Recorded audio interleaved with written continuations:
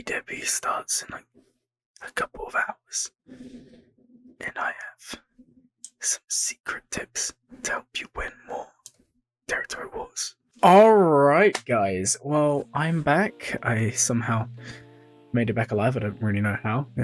Crazy time away. You guys didn't even realize because the videos are still coming out, right? Well, today I'm going to be talking a little bit about some things that you may be doing wrong in territory war, or maybe that you're not doing wrong, but things you can change in order to give yourself a better chance at success. So the very first thing that I want to talk about today is Phasma Omicron, guys. Phasma Omicron. We all have Phasma at this point, right? Phasma is such a staple. Almost everyone in the game is about to unlock her because the Lightspeed bundles came out and everyone bought them. Everyone's going to have her. Lots of guilds. I'm seeing lots of guilds, guys, are saying, you know, you have Phasma, go and apply this. But hold on, guys. Not with the applying this. That's a great idea. But a lot of guilds are not getting the value they should do from Phasma. So a lot of guilds just slap her on defense and just hope for the best. And yes, that can work in the lowest tier of guilds. Like I would say 0 to 150, 0 to 200 million. That's not a bad idea. It can work. But guys, we need to get out of the habit of doing that, because this is basically a just free win card. Now on defense, just so you guys know, Padme beats it, Dash beats it, Wookiees beat it. Your first order without Phasma Omicron, you just have Hux in there, beats it. Mara Jade with the Omicron beats it. I mean, there's plenty more that can work here. So it's not that it can work on defense, but that's not what we're talking about here. You can use this to beat JML. You can use this to beat Sith Eternal. You can use this to beat Starkiller. You can use this to basically beat any team that doesn't prevent turn meter, and you can use it and you can beat it. It's just an insanely good team to have hanging around. So I feel like that's a big mistake that maybe you should rethink. Now, I'm not saying, guys, that you should completely disregard it as a defensive unit, because depending on where you're at in the game, I do understand that sometimes these things can happen. But guys, I'm gonna be real. I just think it's one of those things that if you have 50 TW Omicrons on Phasma and you go and put that on offense, your guild is going to be clearing a lot more. Your guild's going to be clearing a lot more. Now, the second thing, right, is all about Starkiller. Once again, guys, Lightspeed bundles came out and everybody has this guy. Almost everyone has this guy chilling around. Maybe he's not relic, I don't know, because the bundles only came out a couple weeks ago. But now I'm assuming a lot of guilds are going to be going ahead and asking people to farm the Juhani to get 12, give her the Kafa Resilience Omicron, right? And then what you do is you just set it on defense with Palpatine, Mara Jade, Starkiller, because it works in Grand Arena, right? So we put it on defense in TW. But guys, this is a big mistake. If you want to up your percentage of wins in TW, and I was talking about this in a previous video, I'll link it in the comments, it's all about opening yourself up to as many alternative counters as you can, right? And Mara Jade has an Omicron. Juhani has an Omicron. Both are very strong, but you do not need both on the same team for this Starkiller in TW to thrive, okay? You only really need Juhani Omicron. She does the heavy lifting. And if you was to save Mara Jade, all of a sudden, you are upping your guild's potential to clear, right? Or you put it on defense, and hear me out, guys, especially in the lower tiers. It's a bit like Phasma, where Mara Jade should really be on offense, but like with Phasma in the earlier brackets, you can absolutely get away with on defense. You can actually run like a Palpatine Mara Jade team because they're never going to go before you. But that can also be solved with good mods, right? But what you'll find is the Palpatine Mara Jade combo isn't as effective. And now the reason why I say that is the whole reason it's so good in GAC, guys, is because Starkiller assists whenever a Sith ally basics. That's when he's going to be assisting. Now, in Territory War, this doesn't happen, guys. It's actually slightly different, the process of which he assists, and it's all thanks to Juhani, right? So instead of having a Sith, it's actually even better here, guys. It's going to be the, you can see here, so whenever a light side unaligned force user uses an ability, everyone who's unaligned force user will assist, or with this buff, right? That includes Juhani. And whenever a dark side unaligned force user that's not Empire or First Order, also known as Starkiller, does his thing, they all assist, right? So that's kind of how it's going to happen. So you don't actually need the Palpatine Mara Jade. Like, you can just save them for another team.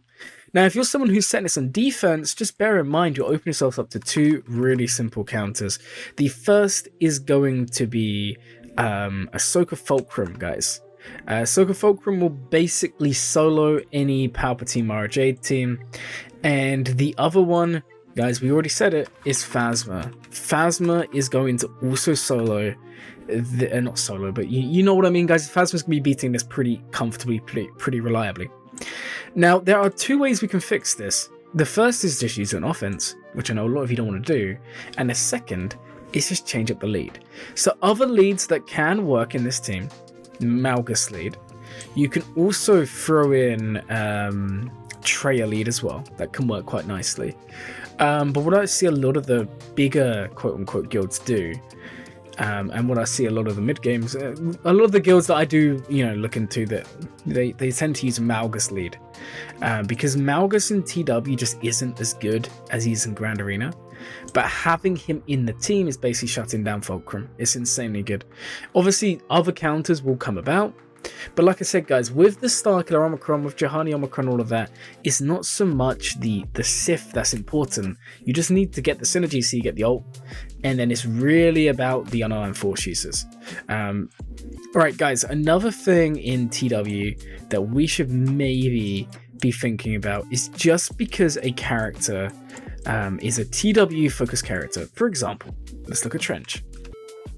Just because you have Trench and he's a TW character, or just because you have Grand Inquisitor who is a TW character, or just because you have Boba Fett Sign of Django, guys, guess what, who's a TW character, does not mean they should be used on defense, okay? I see a lot of guilds just say, we have a Trench, we have Boba, we have whatever, just slap them on defense, let our opponent work it out. That's not the way to go, guys. These characters are insanely good. In TW, Boba Fett Sign of Django is going to allow your Fennec and Bam team to beat Lord Vader's, basically any lineup consistently. It's going to allow you to beat Rey teams, for example. Now, the Trench Omicron is going to allow you to beat Jabba teams, Rey teams, Kylo teams, and then the Grand Inquisitor Omicron is going to allow you to beat JMK teams and JML teams and some other teams in there as well. You can also beat Rey as well, Grand Inquisitor. So just, guys, get out of the habit of kind of thinking something belongs somewhere just because it's a strong character or because it's hard to get. Just because it's hard to get doesn't necessarily mean it should be on defense. Because, guys, I'm telling you now, you're going to win more territory wars if you fall clear every time, right? Now, I know that's not going to happen for everyone. I know we get those dodgy matchups that we don't really want to see, but honestly, guys, this is something you should be doing. Just leave it on offense. Don't be afraid of, saving a few teams here and there. Because, guys, let's be real. If you're a guild and you have, I don't know, 5 Boba Fett Sign Django Omicrons and 6 Trench and like 12 GI, and you put more on defense, is that really going to be the game changer? Is that really going to be what wins you this grand territory war? Probably not, right? So let's get out of the habit of just setting everything on defense. Now, some other things, guys, that some of us just aren't really thinking about when it comes to territory war is synergy. Now, what I mean by this is if you have a wall, and I'll make a new tab just to demonstrate this. So let's say this is the TW wall, right? And we have, I don't know, JML on defense, right? And then you have, I don't know, Lord Vader on defense. And then you have, I don't know, like General Skywalker in defense. Okay. And let's say we continue the trend and it's all random teams. Let's just think, what team would beat JML? Dash teams can sometimes win in Territory War. It's not as likely as Grand Arena, but it can happen. because they just tend not to target Vandal, and if that happens, he still gets prepared. It's awesome. So we have that. We then also have like Sith Eternal, Inquisitors, anything like that. Lord Vader, Boba Fett, son of Django. We're going to have characters such as JMK. We're going to have characters such as Fennec if it's a weaker Lord Vader lineup. And then General Skywalker, CLS, and teams like that, right? But the common theme here, guys, is that everything is a different counter, which means one person could come on and log in and beat all three of these teams with little to no investment, just using the hard counters you'd use in GAG. Now, the benefit of TW over GAC is you plan it as a guild cohesively, because then you don't have this Grand Arena style where one person comes in and solos you. So for that reason, it may seem crazy, guys, it's actually better. Now, okay, with the GLs, you can kind of sprinkle them in, but it's better to have synergy.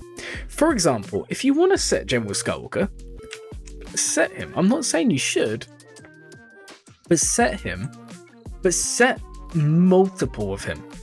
You know, use a lot of them together, and cohesively they're going to come together, and then all of a sudden you can't have one person log in and clear. Just remember, guys, for a lot of guilds, they're not going to have full participation. In fact, the guild I'm in now, where the last TW we faced a really good guild, we almost won because that guild wasn't attacking as much as it should have done, right? And that almost gave us the win. We was completely outmatched. Our opponents just didn't log in and attack when they should have done, and it meant that we almost won. And again, if you set different teams with different counters, one person will log in, and potentially, if you're in the lower brackets, they're going to clear you. Like, one person will clear 1 or 2 zones, and that's enough to win. But if you kind of go for the strat where you have the same teams, or it doesn't have to be exactly the same, but if you have teams that are going to draw very, very similar counters. So for example, if we had General Skywalker here, and then it's not the best example, but say we had Afra. So we had both of them on a wall together. The common counter is CLS, but in this case, your opponent has to choose where they use it. And then this is where, you know, obviously structure and planning over TW does affect, because you know, you can put gas behind another team that requires CLS, and all of a sudden the counters go down. Now, I understand eventually you'll get to GL only walls, and that can be hard to deal with, but guys, honestly, having strong synergy in your defenses is way more important than having a random assortment of great teams. Obviously, if you're in that early bracket we mentioned earlier, you know, the 0 to 200 mil GP guilds, it's not really going to make a difference. Like, this maybe isn't going to help you too much. But for those of you pushing and trying to get those R9 mats, maybe you're just over 320 mil GP now, thanks to Lightspeed bundles. A lot of guilds grew like 50 to 60 million. It's absolutely crazy. But if you're in that sort of position, you really need to be taking advantage of the defensive structure for TW. And that brings us to the last point, guys. Don't be afraid to use external tools. Because one of the problems is, guys, you can put everything you want in the instructions here, but unless your guild is just run amazingly well, people are going to ignore it. You know, you can have a command that says General Skywalker 8 times, Afra 11 times, and people won't count. Or people will log in at the same time, they'll play the same team, and then all of a sudden, you don't have enough gas for counters. Potentially, you know your opponent has, I don't know, 5 rays. So you save 5 of your gas to beat the ray, and then you set all the rest on defense. It's very important to structure your defenses that way, and external resources can help. So if you guys remember a recent video I did, we actually covered Echo Station, the Echo bot, right? Now that actually has a TW planning function, which you can use. You can also use hot utils, which just means you literally click deploy. There is no mistakes involved. And the other option is just to, you know, put it in game. But don't be afraid to go through these other methods of getting the teams out there, because again, you don't want to have the issue where, guys, we know it's a game, not everyone's going to have the time to log in all the time, but sometimes you'll have people that don't have time to log in and set defenses, and then, you know, it gets to the last 5 minutes, you're having people scramble, set those random teams. It's only going to negatively impact you. So to help avoid that, let's try and get used to using those bots if you can. I know not everyone wants to, but if you're a serious guild, you're probably already using Hotbot for tickets. let's start using it for TW as well. Anyways, guys, I hope these tips help you improve your territory war, because territory war does matter. It's not the most important game mode in the game, but it is up there. My name is Glurmit. If you enjoyed the video, please like, comment, and subscribe. And as always, guys, have a glurmin day.